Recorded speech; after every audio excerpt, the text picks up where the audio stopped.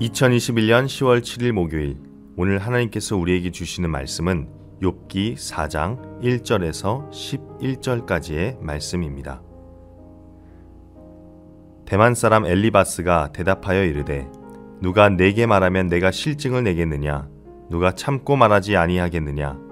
보라, 전에 내가 여러 사람을 훈계하였고 손이 늘어진 자를 강하게 하였고 넘어지는 자를 말로 붙들어 주었고 무릎이 약한 자를 강하게 하였거늘 이제 이 일이 내게 이름에 내가 힘들어하고 이 일이 내게 닥침에 내가 놀라는구나. 내 경외함이 내 자랑이 아니냐? 내 소망이 내 온전한 길이 아니냐? 생각하여 보라. 죄 없이 망한 자가 누구인가? 정직한 자의 끊어짐이 어디 있는가? 내가 보건대 악을 밭갈고 독을 뿌리는 자는 그대로 거두나니 다 하나님의 입기운에 멸망하고 그의 콧김에 사라지느니라. 사자의 우는 소리와 젊은 사자의 소리가 그치고 어린 사자의 이가 부러지며 사자는 사냥한 것이 없어 죽어가고 암사자의 새끼는 흩어지느니라. 2019년 백상예술대상 시상식에서 배우 김혜자 씨가 TV 부분 대상을 탄 적이 있습니다. 이때 김혜자 씨의 수상 소감이 많은 이들에게 위로를 주었습니다. 그녀는 그 자리에서 이렇게 이야기합니다. 우리는 위로가 필요한 시대에 살아가고 있다. 지금 삶이 힘든 당신, 이 세상에 태어난 이상 당신은 매일 이 모든 걸 누릴 자격이 있습니다. 후회만 가득한 과거와 불안하게만 한 미래 때문에 지금을 망치지 마십시오. 눈이 부시게 오늘을 살아가십시오. 당신은 그럴 자격이 있습니다. 김혜자 씨의 따뜻한 이 소감은 그녀가 말하는 것처럼 위로가 필요한 시대를 살아가고 있는 우리들에게 깊은 감동을 만들어냈습니다. 그렇습니다. 우리는 지금 위로가 필요한 시대에 살고 있습니다. 특히 예상치 못한 코로나 바이러스가 온 세계에 침투하면서 우리들의 삶의 생활과 방식은 2년 전과 비교했을 때 급격히 변했습니다. 이것은 우리 신앙생활에서도 마찬가지입니다. 급격한 변화로 인하여 다양한 방면에서 사람들은 힘들어하고 있습니다. 금방 끝날 줄 알았던 팬데믹 사태가 생각보다 너무 길어지면서 경제적으로 절망 가운데 있는 사람들도 있습니다. 가게들이 폐업을 합니다. 보고 싶은 가족을 만나지 못하는 사람들도 있습니다. 어린아이들은 마음껏 바깥에서 뛰놀지 못하며 자그마한 얼굴에 마스크를 쓰고 다니는 것이 일상인 줄 아는 이 시대 속에서 우리는 살아가고 있습니다. 그런 아이들을 보며 부모들은 마음을 아파합니다. 우리 주변에 우리가 속한 공동체에도 변화된 삶으로 힘들어하는 사람들이 덜어 있습니다. 그리고 우리는 가끔 주변에 고통을 당하고 있는 자들을 위로하기 위해 다가갑니다. 좋은 마음, 선한 마음으로 다가갑니다. 그러나 가끔씩 이 위로가 상대방에게 위로가 아닌 상처가 될 때가 있었음을 경험하기도 합니다. 위로 속에서 나의 의가 드러낼 때가 있고 그 사람을 정죄하게 될 때가 있다는 겁니다. 그렇게 우리는 오늘 본문을 통해서 고통을 당하는 자들에게 판단과 정죄가 아닌 참된 위로를 주기 위해서 무엇을 주의해야 하는지를 살펴보아야 할 것입니다. 먼저 우리는 상대방을 위로함에 있어서 그 사람을 함부로 정죄하고 평가하지 말아야 합니다. 이 전장에서 욥은 분노에 가까운 탄식을 쏟아놓습니다. 자신이 놓인 상황 속에서 그 상황을 견딜 수 없자 자신의 태어남을 저주하기도 합니다. 성경에서는 욥을 온전하고 정직하고 하나님을 경외하고 악에서 떠난 자라고 표현했었습니다. 그런 그가 자신의 태어남을 저주하고 얼른 죽어버렸으면 좋겠다고 하는 것으로 보아 얼마나 그가 현재 지치고 고통스러운지를 우리는 간접적으로나마 경험할 수 있습니다. 그런 그에게 오늘 엘리바스라는 친구가 옵니다. 오늘 본문의 2절을 보면 엘리바스가 고통을 당하고 자신의 삶을 저주하는 욥에게 이렇게 말합니다. 누가 내게 말하면 내가 실직을 내겠느냐? 누가 참고 말하지 않겠느냐? 라고 말합니다.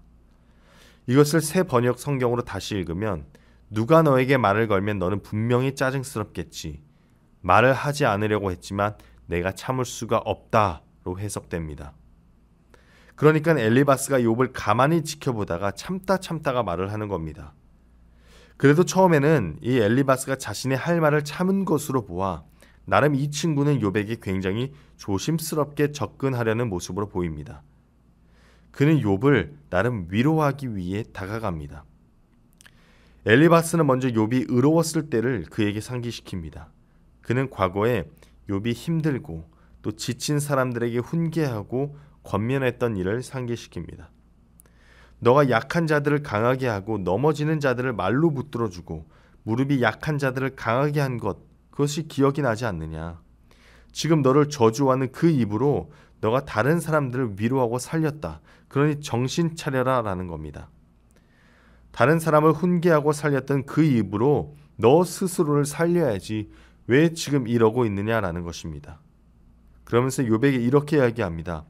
6절에 경외함이 내 자랑이 아니냐, 내 소망이 내 온전한 길이 아니냐. 이걸 통해 알 수 있는 것은 엘리바스 자신도 욥이 참 의롭고 경건한 사람이라는 것을 알고 있었다는 겁니다. 엘리바스는 무슨 의도로 이런 말을 한 것일까요? 그러니까 말은 쉽다. 근데 너 스스로를 봐라 욥아. 다른 사람의 아픔과 슬픔 앞에서는 그렇게 경건한 척하고 지혜로운 척하는데 막상 너가 그 아픔과 슬픔을 경험하니 이렇게 무너지고 있지 않냐. 과거 하나님 앞에 경건하고 의로웠던 너의 모습이 어디 있냐는 겁니다. 그러니까 엘리바스의 눈에는 욥이 참 일관성이 없는 사람처럼 보였을 것입니다. 언행일치의 삶이 아니라는 거죠. 사실 우리 모든 인간은 고통 속에서 평상시 자기 스스로가 보지 못했던 자신의 연약함을 마주합니다. 그리고 우리는 그 속에서 성숙해집니다. 엘리바스의 말처럼 너 남을 그렇게 위로하면서 네 스스로를 위로하지 못하냐? 그래도 우리는 우리 앞에서 고통당하고 있는 사람에게 내가 비록 나 스스로 연약할지라도 우리가 고통당하고 있는 사람을 내가 연약하다고 해서 그냥 지나가야 합니까? 아닙니다. 우리는 우리가 최선을 다하여 그 사람을 위로해야 합니다. 그래야 그 사람이 그 위로를 받고 힘을 얻어 또 누군가를 위로해 줄 것입니다. 즉 우리가 연약하고 우리가 죄인이라고 해서 고통당하고 있는 자들을 그냥 무시해야 하는 건 아니라는 겁니다. 동일선상에서 우리는 엘리바스처럼 상대방을 우리의 상황과 잣대로 평가하고 판단하고 정죄하는 유혹을 받습니다. 저 사람은 온갖 의로운 척, 경건한 척은 다 하더니 자기가 어려운 상황 속에서는 아무것도 할 수가 없네. 엄청 약한 사람이네. 이렇게 그 사람의 고통을 그저 방관하고 신앙이 없는 자로서 평가를 내릴 때가 많습니다. 그러나 여러분, 이것은 위로가 아닙니다. 이것은 판단이고 정죄이고 미움입니다. 이것은 아픔을 겪는 자들에게 큰 아픔이 된다는 것을 우리는 명심해야 합니다. 또 다른 아픔이 된다는 것을 우리는 기억해야 합니다.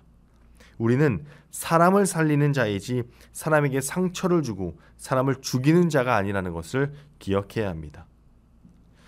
또한 우리는 이 상대방을 위로하는 과정 속에서 자연스럽게 그 당사자가 겪고 있는 고통이 인과응보다라고 생각하며 위로할 때가 많습니다. 그러니까 의식적이든 무의식적이든 말입니다.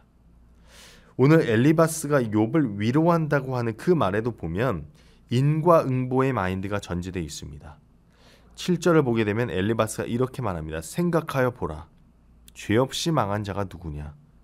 정직한 자의 끊어짐이 어디 있는가? 라고 말합니다. 무슨 말입니까? 잘 생각해봐라.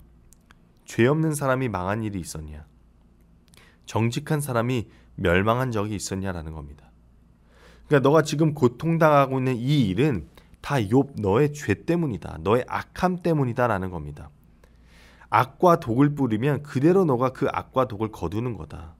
그러니 지금까지 너의 삶 속에서 너가 뿌린 악과 독을 생각해 보라는 겁니다. 사실 우리도 이러한 사고에서 자유롭지 못합니다. 자업자득이라고 말합니다. 뿌린 대로 거둔다고 합니다. 그러나 여러분, 사실 인생은 우리 마음대로 되는 것이 아닙니다. 우리는 우리의 삶의 주인이 될 수 없습니다. 우리가 우리의 삶을 마음대로 좌지우지할 수 있다면 지금 우리는 그 누구도 고통을 당하지 않을 겁니다. 다 행복할 겁니다. 희망만 있을 것입니다. 그리고 여러분, 인과응보의 법칙처럼 죄를 범한 모든 사람들이 뿌린 대로 거둔다면 그 누가 구원을 받을 수 있겠습니까? 예수님을 보십시오. 흠이 없는 죄 없는 분이 죄인들만 달리는 십자가에 매달려 죽으셨습니다. 이것은 인과응보의 법칙이 적용이 되지 않는 사건입니다. 우리는 고난을 당하는 자를 비난하는 근거로 너가 악하니 고통받는 거야 라는 식의 조언을 함부로 해서는 안 됩니다.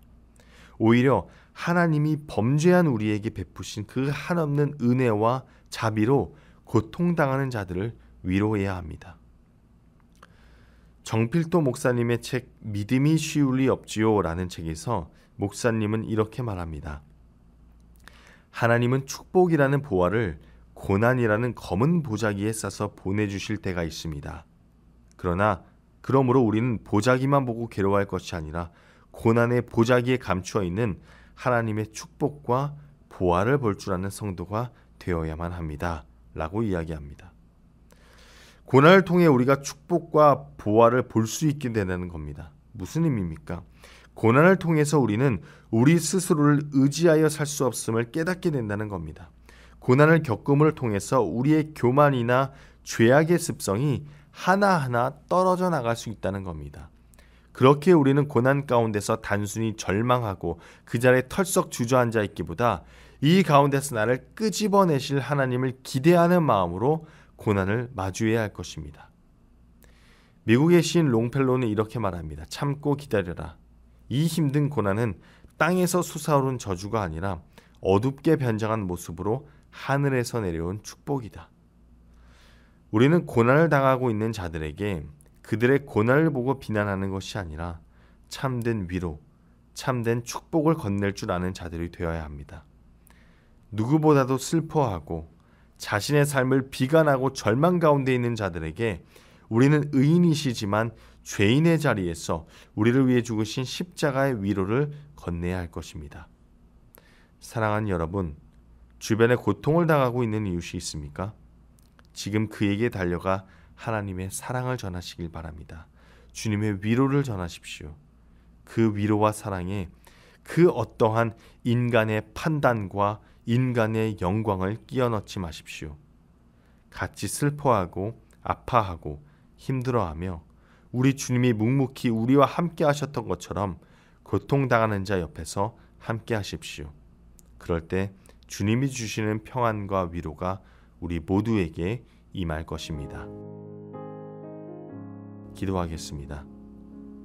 자비의 하나님, 이 시간 나의 영광과 의로움을 드러내기 위하여 고통당하는 자를 무시하고 정죄했다면 주님, 우리의 부족함을 주님께서 용서하여 주시옵소서. 섣부른 우리의 판단이 사람에게 큰 상처를 주었는지 되돌아보게 하심에 감사합니다. 우리가 모든 상황 속에서 오로지 주님의 뜻만을 구하며 겸손히 고통 중에 있는 자들을 위해 기도할 수 있는 낮은 자의 마음을 허락하여 주시옵소서. 예수님의 이름으로 기도합니다. 아멘.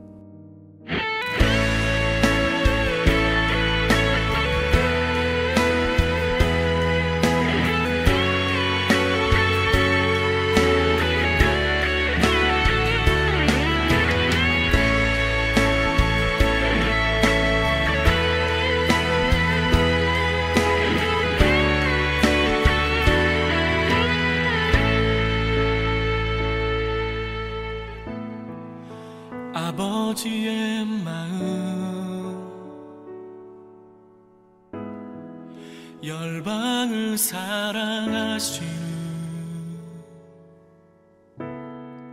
한 영혼을 천하보다 귀하게 여기는 마음 아버지의 마음 가난한 자 억울한 자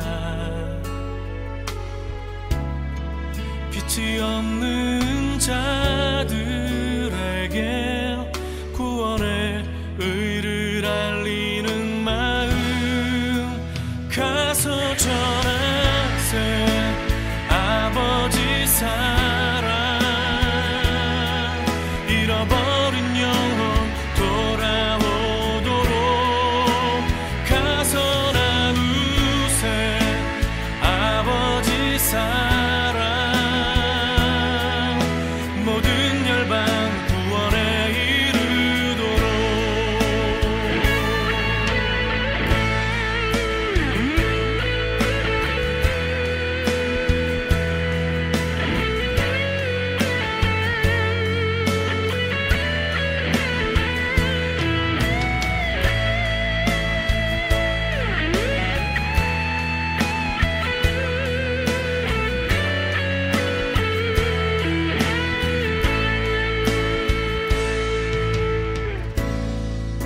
아버지의 마음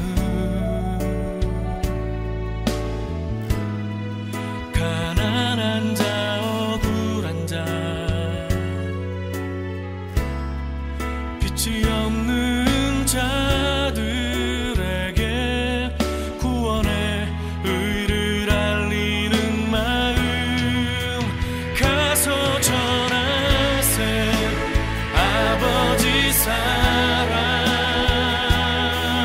잃어버린 영혼 돌아오도록 가서 나누세 아버지 사랑 모든 열방 구원에 이르도록. 내 눈을 여소서 내 맘을 여소서 내 눈을 여소서 내 맘을 여소서 가서 전하세 아버지 사랑 잃어버린 영혼 돌아오도록 가서 나누세 아버지 사랑 모든 열방 구원에 이르도록 가서 전하세 아버지 사랑 잃어버린 영혼 돌아오도록 가서 나누세 아버지 사랑 모든 열방 구원에 이르도록 가서 전하세 아버지 사랑 잃어버린 영혼 돌아오도록 가서 나누세 아버지 사랑 모든 열방 구원에